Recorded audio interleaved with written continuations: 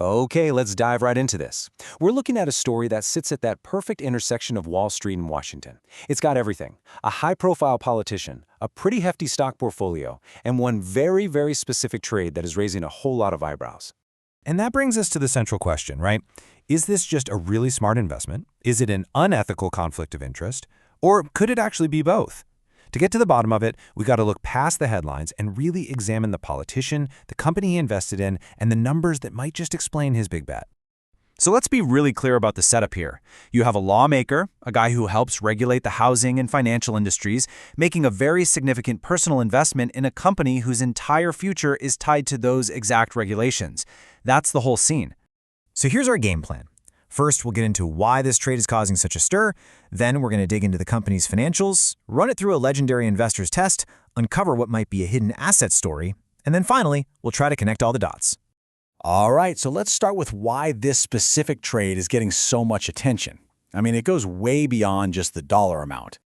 This chart really lays out the heart of the controversy. First, you've got this information gap. His committee gets private briefings from the Fed on stuff like interest rates.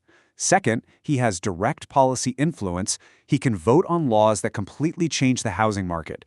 And third, even if the trade is technically legal, just the appearance of a conflict can be enough to damage public trust. But to really understand the why behind this trade, we have to switch gears from the politics to the financials. And that's where things get really fascinating, because this company has a huge, puzzling disconnect in what it's worth.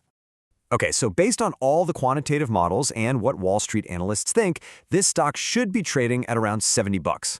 Think of that as its true long-term value. But this is where it was actually trading back in late March 2026 when he made the purchase. So you had this massive gap between perception and reality. What that means is Congressman Moore wasn't just buying a stock. He was buying it at what looked like a 50% off sale, according to these valuation models. And the big question is, why? Why was it so cheap? Well, that discount exists because the market is totally torn on this company. You've got the bulls, who see a company loaded with valuable land, just waiting for the housing market to turn around. And then you've got the bears, who just see a company struggling with debt and slow sales right now. And you can see that division perfectly right here in the analyst ratings. It is a near even split. There is absolutely zero consensus on whether LGI Homes is a bargain or a trap. And that kind of confusion often creates a huge opportunity for investors who have a strong conviction one way or the other. So how do we make sense of all this? How do we cut through the noise? Well, let's bring in an expert witness. We're going to analyze this trade through the investment philosophy of one of the greatest investors of all time, the legendary Peter Lynch. Now, that quote really gets to the heart of Peter Lynch's philosophy. Invest in what you know, in what you can understand. He was an absolute master at finding incredible value in simple, easy-to-understand businesses that Wall Street had basically given up on.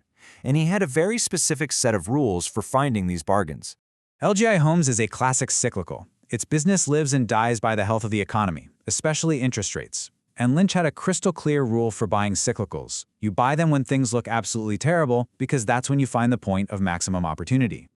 So let's do it. Let's run LGI Homes through a quick and dirty version of the Lynch checklist and see if it lines up with his way of thinking. First up, growth. The PEG ratio, which was Lynch's favorite metric, basically measures the price you're paying for a company's future growth. With a score of 0.68, well, LGI Homes is flashing a huge green light. According to Lynch's go-to metric, you are getting this company's future growth at a deep, deep discount. But honestly, the growth story, that's not even the most exciting part of this analysis. The real story here might be what Lynch used to call an asset play. Okay, get this. This is the whole ballgame. LGI Homes owns almost $3.5 billion worth of physical stuff, land and houses, yet the stock market values the entire company at less than $1 billion. Basically, you could buy the whole company and get its real estate for less than 30 cents on the dollar. For a value investor, that setup is almost impossible to resist. All right, let's bring it all together. We've seen the political controversy, we've analyzed the financial case. So, how do they connect? Looking purely at the numbers through a Peter Lynch lens, this trade makes a ton of sense. The stock is cheap compared to its growth, the debt is manageable, and the underlying business story is incredibly simple and powerful. America has a housing shortage, and LGI builds affordable homes. It's a classic, deep-value asset play. And this brings us right back to our central mystery. There's a very logical, very public, and pretty compelling financial argument for buying this stock. The controversy isn't really about the what. It's about the who and the when. The fact that a powerful committee member is making this deep value bet is what's creating the entire firestorm. This case really just highlights that fundamental tension between a potentially smart investment and public trust. The real issue isn't always about secret information. Sometimes it's just about the appearance of an unfair advantage. And it leaves us with a critical question. Where do we actually draw the line between an expert's well-informed decision and an insider's edge?